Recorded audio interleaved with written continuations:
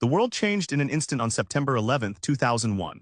A nation gripped by vulnerability realized that air travel, once a symbol of freedom, had become a pathway for terror. In the immediate aftermath, the call for a unified federal response was undeniable. Just over 2 months later, on November 19, 2001, the Aviation and Transportation Security Act brought the Transportation Security Administration into existence. This new agency, initially part of the Department of Transportation before moving to Homeland Security, faced an unprecedented task: federalizing airport security, a job previously handled by a myriad of private companies. It represents one of the largest staffing surges in American history. In less than 1 year, it assessed 1.7 million applicants for 55,000 screening jobs. The TSA, though, is far more than just airport checkpoints. It weaves a complex web across the transportation landscape, from highways to pipelines, collaborating with partners to secure an entire system. Its public face, however, remains the Transportation Security Officer, or TSO, a force of nearly 50,000 individuals who screen passengers and baggage. These officers do not carry weapons. They do not possess arrest powers, nor do they generally use force. Beyond the visible checkpoints, the agency employs a diverse array of specialists, including armed federal air marshals, explosive detection dog handlers, and bomb technicians. Each plays a critical role in a layered defense. Among its more controversial initiatives is the Behavior Detection Officer Program, known as SPOT. This program, launched in 2003 and expanded nationwide, trains TSOs to observe passengers for behaviors that might suggest a heightened risk. It then subjects certain individuals to additional screening. While proponents emphasize observation of behavior, not appearance, the program has drawn significant criticism. Watchdog groups point to allegations of racial profiling. Government reports from the Government Accountability Office and the Jason Scientific Advisory Group questioned its effectiveness, finding no scientific evidence to support the detection of future intent. The physical act of screening passengers also undergoes constant evolution. The omnipresent metal detectors, a fixture since 1973, were soon joined by more advanced imaging technologies. After initial deployment in 2010, the first generation of full-body scanners using backscatter X-ray technology produced images that many travelers found uncomfortably revealing. These machines, sometimes dubbed naked scanners, faced considerable public backlash over privacy concerns. This led to an eventual pivot. Today, the agency exclusively uses millimeter wave scanners. These scanners no longer display actual passenger images. Instead, they project a generic stick figure highlighting only areas where potential anomalies exist. Even with these technological shifts, some procedures remain deeply contentious. The pat-down, especially the enhanced versions introduced in 2010, continues to draw strong reactions. These procedures involve a thorough physical search, including areas like the buttocks and genitals.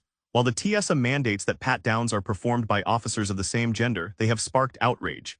This has prompted lawsuits alleging Fourth Amendment violations and raised concerns for survivors of sexual assault. This invasive contact ignited widespread public debate, giving rise to memorable phrases and organized opt-out days. In response to the tension between security and convenience, the TSA introduced PreCheck in 2011. This program offers expedited screening for travelers who voluntarily undergo a background check and fingerprinting and pay an $85 fee, earning a known traveler number. It allows participants to bypass the removal of shoes, belts, light jackets, liquids, and laptops. While popular with frequent flyers, the program faces criticism for creating a two-tiered system. This potentially leads to longer lines and increased frustration for those without PreCheck status and raises questions about fairness in the security process. Despite the layers of security, the effectiveness of airport screening remains a persistent debate. Critics, including security expert Bruce Schneier, often label certain measures as security theater. These are highly visible actions that offer more psychological comfort than actual protection. Undercover tests conducted by both the TSA's own teams and the Department of Homeland Security Inspector General's office frequently highlight vulnerabilities. A startling 2015 investigation, for instance, found undercover investigators able to smuggle banned items through checkpoints in 95% of their attempts. This cast a long shadow on the efficacy of current procedures. Beyond the checkpoint, challenges persist with checked baggage. The agency, which retains the right to open any checked bag for inspection, has faced significant criticism over baggage theft. Hundreds of screeners have been arrested or fired for stealing from passenger luggage since the agency's inception. Compounding this, the design of TSA-approved locks meant to allow access with a master key inadvertently led to a major security lapse. In 2014, a photograph of these master keys was inadvertently published. This enabled security researchers to 3D print working copies, effectively rendering these locks useless for theft prevention. The far-reaching implications of security measures extend beyond direct airport operations. Studies from Cornell University have even suggested an unintended consequence, an increase in road fatalities. Following the heightened airport security post 9/11 and after specific TSA changes in 2002, a measurable number of would-be air travelers opted to drive. This exposed them to the statistically higher risk of car accidents. This shift, according to researchers, resulted in hundreds of additional driving deaths.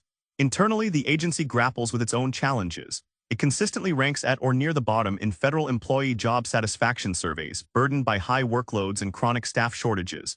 It also faces accusations of misconduct, ranging from illegal gambling to inappropriate screening behaviors. Given these persistent challenges, calls for the TSA's abolition are not uncommon.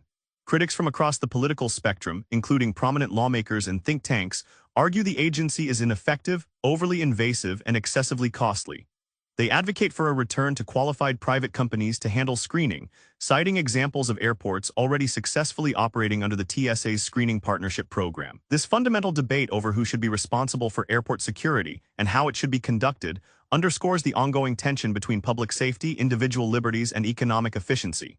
As technology advances, the future of airport security aims for a less intrusive, more efficient process. The question, has the TSA finally outgrown remove your shoes, finds its answer in the development of self-screening concepts. Here, passengers may soon handle some parts of the process, much like self-checkout at a grocery store.